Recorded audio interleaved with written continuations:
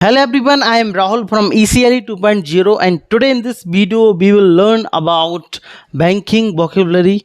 And so I have written some words. So if you are new to this channel, so please firstly subscribe this channel and press the bell icon, as well as you have to like this video. Start करें आज की class को। देखते हैं vocabulary simple easy है, banking से related, जो कि हमारे टर्म्स में डेली बेसिस पे यूज़ किए जाते हैं। ठीक है, तो अकाउंट मतलब होता है सबसे पहले होता है खाता।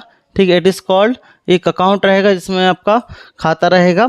ठीक है, इट्स टू टाइप्स, वो आप बताएंगे। ठीक है, और अकाउंट होल्डर मतलब होता है खातेदार। ठीक है, जो खातेदार होगा, ठीक है, जिसका बैंक में क्या खाता होगा। वैसे हिंदी मीनिंग थोड़ी अजीब है ना, बट फिर भी देखते हैं। ठीक है, तो इट्स कॉल्ड अकाउंट होल्डर, मतलब जो खातेदार है। ठीक है, नेक्स्ट अमाउंट मतलब होता है राशि। ठीक है, इसको हम राशि बोलते हैं। ठीक है, तो अमाउंट मतलब राशि बोलते हैं। ठीक है, तो बोल सकते हैं how much amount in our bank, आपके बैंक में कितना पैसा है, कितना अमाउंट। ठीक है, राशि है। असेट मतलब होता है एक संपत्ति होता है। ठीक है, तो ये संपत्ति के टर्म्स में यूज़ करते हैं। ठीक है, ये संपत्ति के टर्म्स में यूज़ करते हैं, तो इसको असेट्स बोलते हैं, जो कि खासकर बैंकिंग टर्म्स में यूज़ किए जाते हैं।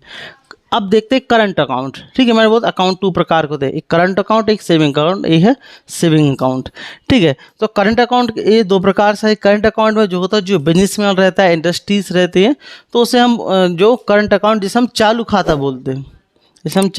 बोलते हैं, ठीक है, जो कि इसमें कोई इंटरेस्ट नहीं मिलता है। ठीक है, इसमें कोई इंटरेस्ट नहीं मिलता है आपको, जो करंट अकाउंट है। ठीक है, तो इसका उपयोग करंट अकाउंट में कहाँ, बिजनेस में यूज़ किया जाता है। ठीक है, तो current account is used in business. Simple sentence बना सकते हैं। डेप्ट मतलब होता है ऋण होते हैं, जो आप कर्ज लेते हैं उसे ऋण बोलते हैं। ठीक है, उसे हम ऋण बोल सकते हैं। डिपॉजिट मतलब होता है एक अकाउंट, जो पैसा होता है हमारा, वो डिपॉजिट करना है। ठीक है, तो एक राशि के तौर पर हम बोल सकते हैं डिपॉजिट करना, मतलब आपको जो पैसा है उसको जमा करना।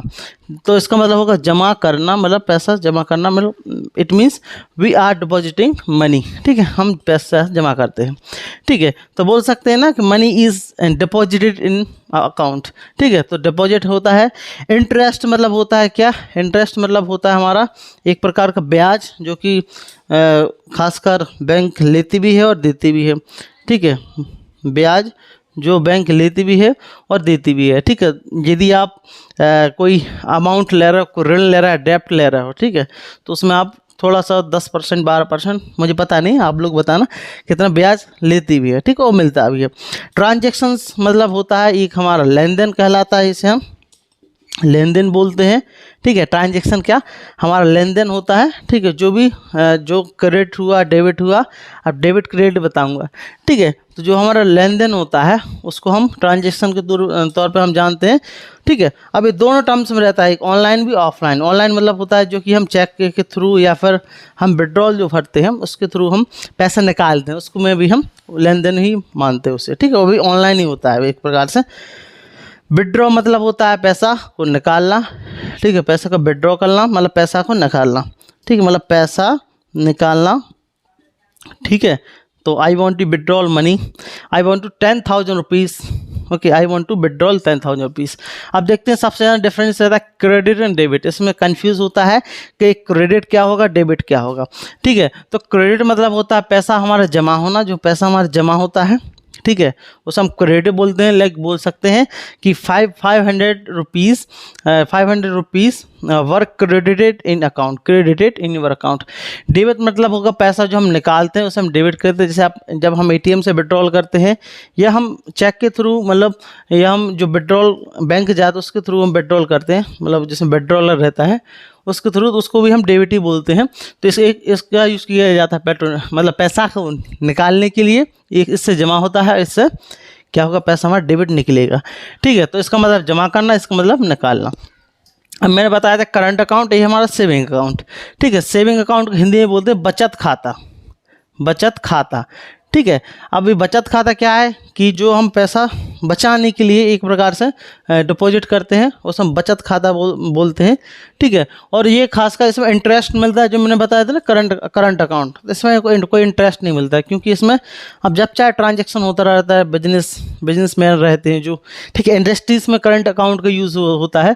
सेविंग अकाउंट में है कुछ परसेंट हमें इसका इंटरेस्ट मिलता है, ये 3%, 4%, इवन 5%, और कोई बैंक 7% भी इंटरेस्ट देती है ईयर वाइज, ठीक है। अब फिक्स डिपॉजिट देखो, ये भी एक हमारा एक इन्वेस्टमेंट का है, इसे हम फिक्स डिपॉजिट बोलते हैं, ठीक है। अब हिंदी टर्म्स मुझे याद नहीं, ये बात समझ लो कि फिक्स डिपॉजिट मतलब होगा हमारा क्या, कि जो पैसा है हमारा उसको 2 महीने, 4 महीने, 1 साल, 1.5 साल की उसको फिक्स किया, तो इस पर एक इंटरेस्ट मिलता है।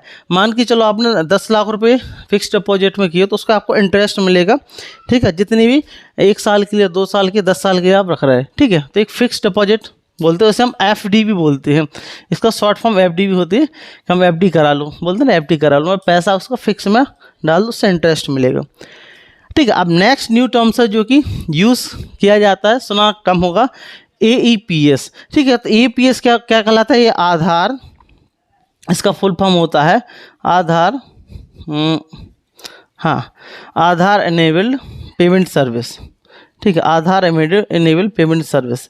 अब ये क्या कर रहा था, जो आपके पास जो आधार कार्ड है, ठीक है, हम सबके पास आधार कार्ड रहता है, तो उसमें अगर हमारा बैंक अकाउंट लिंक है, ठीक है, तो उस आधार कार्ड के थ्रू भी हम AEPS एक सिस्टम रहता है, उसके थ्रू हम पैसा को निकालते हैं, ठीक है। तो आपने शॉप्स में देखा होगा, आसपास देखा हो, जो कुछ आधार कार्ड से पैसे निकालते हैं, तो उसे हम बोलते हैं AEPS, आधार एनेबल पेमेंट सर्विस, आधार एनेबल पेमेंट सर्विस, ठीक है। तो उसको AEPS बोलते हैं, ठीक है। अब देखो नेट बैंकिंग क्या कहलाता है, जो इंटरनेट के थ्रू जो हम बैंक में ट्रांजेक्शन्स करते हैं, पैसा ट्रांसफ़र करते हैं, ठीक है, उसे हम नेट बैंकिंग बोलते हैं। अकाउंट स्टेटमेंट देखना, बहुत सारी सुविधाएं रहती हैं नेट बैंकिंग में, ठीक है। अब देखते हैं ओवरड्राफ्ट, ठीक है। ओवरड्राफ्ट क्या कहलाता है, ठीक है, थोड़ा एक्सप्लेन से करना पड़ रहा है ना, ठीक है। ओवरड्राफ्ट मतलब होता है जो पैसे की अमाउंट की लिमिट है, इवन मैंने मतलब आपकी जैसे कि एक दिन की लिमिट 50,000 रुपये है, ठीक है, या 49,000 रुपीज़ है, तो उसे हम ओवरड्राफ्ट बोलते हैं, ठीक है। तो मतलब ओवरड्राफ्ट लिमिट आपकी क्रॉस होगी, मतलब ओवरड्राफ्ट हो गई, ठीक है। आज समझ, ओवरड्राफ्ट हो गई, ठीक है। तो बोल सकते हैं account should not be overdrafted, okay. Next है आई पेन एक इंटरनेट की फॉर्म में यूज़ होता है, आई पेन मतलब इंटरनेट पिन कहलाता है, ठीक है। तो I PIN should be secure, क्योंकि सिक्योर होना चाहिए, किसी को बताना नहीं चाहिए। ऐसे ही होता है एम पेन, ये होता है मोबाइल पेन, ठीक है। तो जब हम मोबाइल बैंकिंग यूज़ करते हैं, ठीक है, तो एम पिन उसमें हमें पुट करना पड़ता है, ठीक है, उसमें। तो जब आप ऐप ओपन करोगे तो उसमें एम पिन मांगता है, ठीक है, तो उसे हम एम पिन बोलते हैं। तो इसको भी सेंटेंस बना सकते हैं, M PIN must be secure, ठीक है। नेक्स्ट हमारी टर्म्स है वोकेबुलरी, सॉरी डिपॉजिटर। अब डिपॉजिटर कहलाता है जो पैसा जमा करने वाला हो कहलाता है, और विड्रॉअल मतलब होता है पैसा जो निकालने वाला होता है, ठीक है, निकालने वाला, जमा करने वाला, डिपॉजिटर एंड विड्रॉअल। नेक्स्ट है पेई मतलब होता है रिसीवर, जो जहाँ पर हमने पैसा को ट्रांसफ़र किया उसे उसको हम पेई बोलते हैं, ठीक है, पेई बोलते हैं, ठीक है। तो ये हमारी छोटी सी हमारी वोकेबुलरी की क्लास थी, बैंकिंग के थ्रू जो इंग्लिश में खासकर यूज़ की जाती है। और यदि आप चैनल पर नए हैं तो प्लीज़ इसको सब्सक्राइब करें, साथ ही साथ घंटे वाले बटन को प्रेस करें, और अपने दोस्तों तक इस वीडियो को शेयर जरूर करें। मिलते हैं फिर नेक्स्ट वीडियो में। Thank you very much, thanks for watching.